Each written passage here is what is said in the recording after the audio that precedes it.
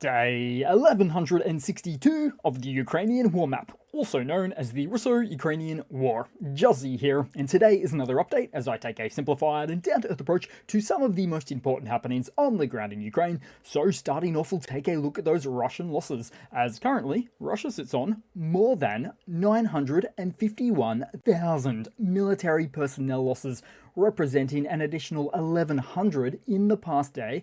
Then as for hardware, 1 tank, 1 APV, 11 artillery, and 1 rocket launcher, plus 179 soft targets.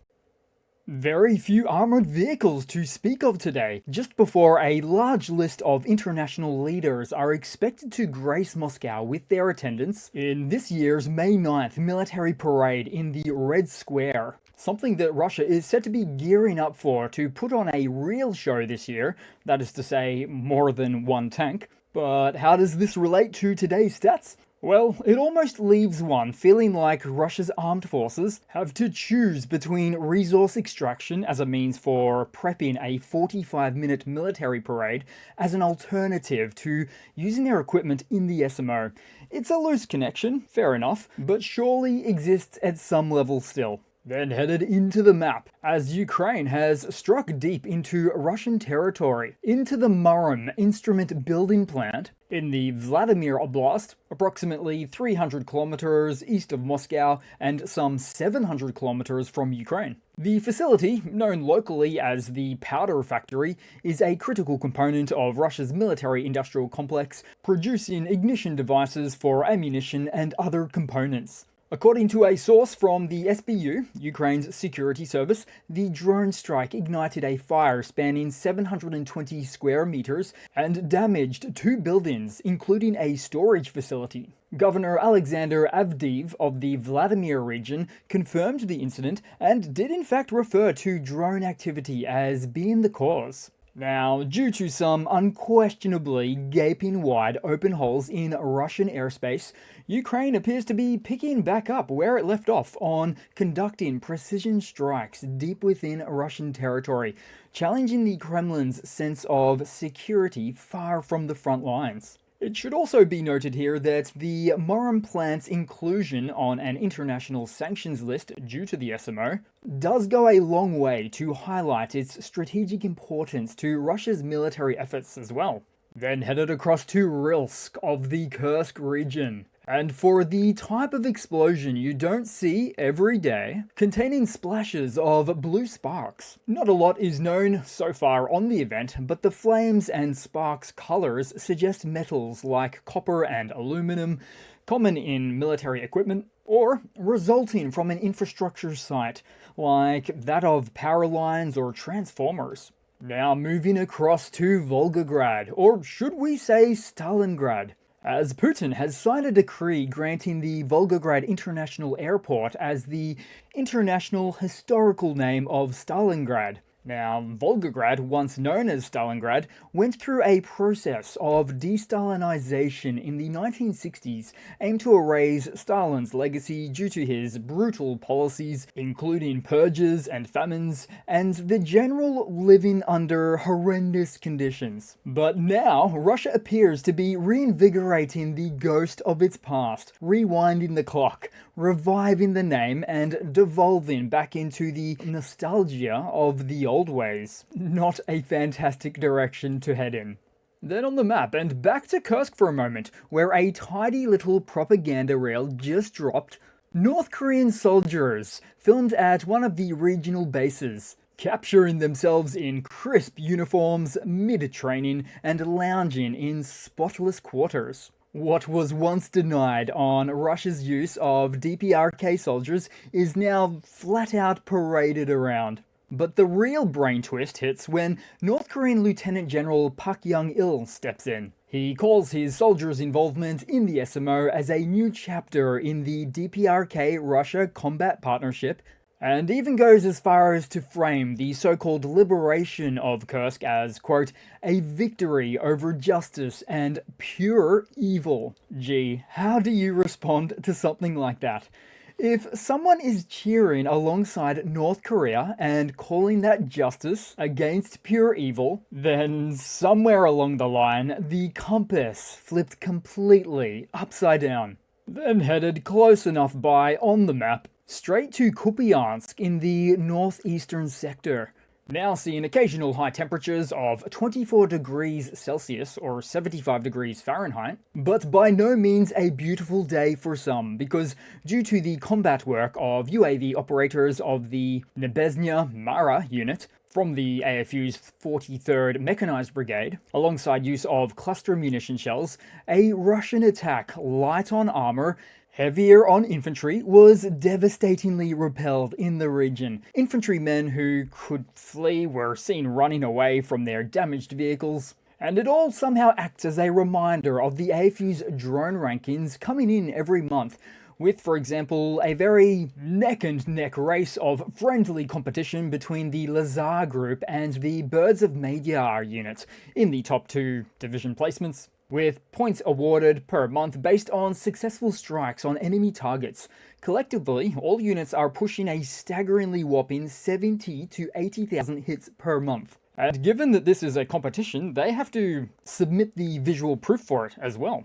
Then headed further down the map into the greater region surrounding Toretsk, where after some elements of Russia's 8th CAA Combined Arms Army joined the fray in early March, possibly even earlier, latest results overnight indicated their forward movements just beyond Suka Balka, and also headed into the direction of the outer settlement of Dachna from Toretsk itself, making some small gains at these 2 locations. Then headed across to the liberated Kherson region, and for a change, to see where demining efforts continue on this front, with sappers receiving vital support from the likes of a GCS-200, which is a Swiss-designed, German-built mine-clearing vehicle supplied to Ukraine, as it plays a role in demining the most mined country on the planet. Then further into Ukrainian territory, as overnight both Kharkiv and Dnipro were struck as Russian missiles and drones hit homes and civilian infrastructure. In Kharkiv, 3 Iskander missiles caused significant damage to some apartment blocks, with over 20 high-rises subjected to the blasts.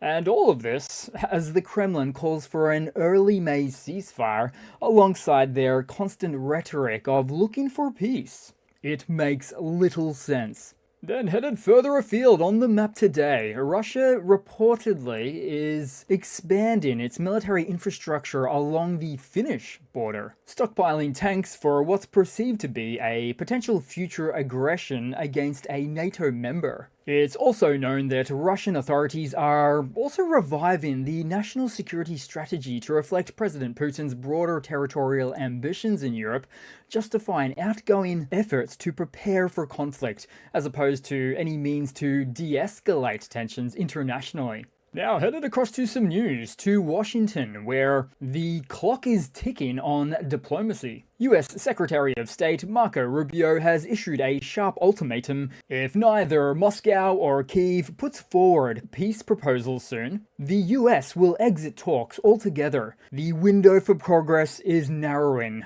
Rubio said, stressing the urgency for meaningful steps towards a ceasefire. Echoing that urgency, US diplomat Tammy Bruce described the coming days as critical for peace in Ukraine.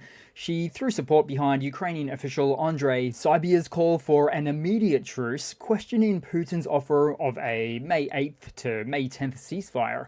With the common sentiment now expressed by Ukrainian officials on this latest Putin-proposed short-term ceasefire is that if it's truly humanitarian and if it's in the name of peace, why wait 10 days? Why not start proceedings now? It's difficult to make sense of waiting it out only to culminate in a meaningless Victory Day parade or 72-hour ceasefire that Russia would, as seen during its own Easter proposed ceasefire, simply use it to regroup, rotate in and out, and lay foundations for intense post-ceasefire attacks. The writing's already on the wall as to how they respond to these short breaks, using them to their advantage militarily, but still violating them on, albeit a smaller scale. And so, as for this latest news update, the message out of DC is tightening. Talks must now turn into terms. Otherwise, time for the US to withdraw, which may amount to the US stopping the stop to Ukrainian military aid and stopping the stop to further Russian sanctions. Sometimes it's good when things stop. Meanwhile, in a pointed rebuke of Moscow's wartime narrative, US Special Envoy Keith Kellogg stated during a keynote address at the Council on Foreign Relations in Washington that Russia is not winning this war, quote-unquote, citing their lack of significant territorial gains over the past 18 months. Speaking yesterday, Kellogg emphasized that Russian forces have failed to capture Kyiv, they haven't crossed west of the Dnipro River, and still haven't taken Odessa despite suffering massive troop losses. They move by the meters, not miles, he said, which is a nicely worded cross-pollination of the imperial and metric systems, I might add. As he said these words, highlighting Ukraine's determined defense on home soil. Kellogg also dismissed President Putin's offer of a 3-day ceasefire as absurd, reaffirming that the US is focused on achieving a full and lasting peace, not a temporary pause. Then headed across to some hardware news. This one's an interesting piece, as Ukraine's Delta system, a battlefield management platform built for real-time command, control, and coordination, is now drawing NATO's attention and interest. At least one member is reportedly moving to procure it, although who that is has not been publicly disclosed. The battlefield management platform, designed from the ground up, from the trench up, where it puts drones, live maps, and targeting intel straight into the hands of frontline troops via phone, tablet, or laptops. Its backbone comprises of 2 core modules that stitches together surveillance and precision strike data on the fly. Last year, it passed a NATO security audit as well, with experts calling it closer to the Pentagon's CJ-ADAC-2 Combined Joint All-Domain Command and Control than anything else that the West has deployed. So it's battlefield tech that can be considered cutting edge in the domain of situational awareness, but unlike the CJ-ADAC-2 that's still in development, this Ukrainian platform is running in real active battlefront conditions. Then headed across to news inside of Russia, just to see how things are going on that side of the fence, where some recent news showed that a Russian journalist has slipped out from under house arrest and into hiding. Ekaterina Barabrash, arrested earlier this year for daring to speak out against the war in Ukraine, has escaped, with Russian state media confirming she's now officially wanted by police. Meanwhile, a brutal sentence was handed down last week to a 19-year-old Russian student, Daria Kozareva, who was punished with nearly 3 years in prison, all for taping poems by Ukrainian national poet Taras Shevchenko to his own monument in Russia on the anniversary of the SMO invasion.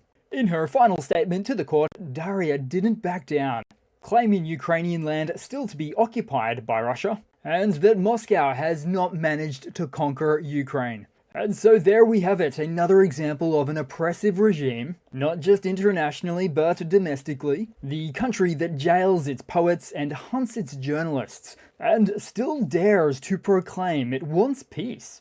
Then, speaking of the peace that Russia wants, to a quick and partially amusing piece to round off the video, with this one, as Russians really want Odessa. They want it like the bee wants the nectar, the cat wants the cream. And this case is no different, as Putin's presidential aide, Patrushev, specifically noted that Odessa city spent over 2 centuries as the Russian Empire's and the Soviet Union's outpost in the Black Sea, and claimed that Odessa city residents have nothing in common with the current Ukrainian government.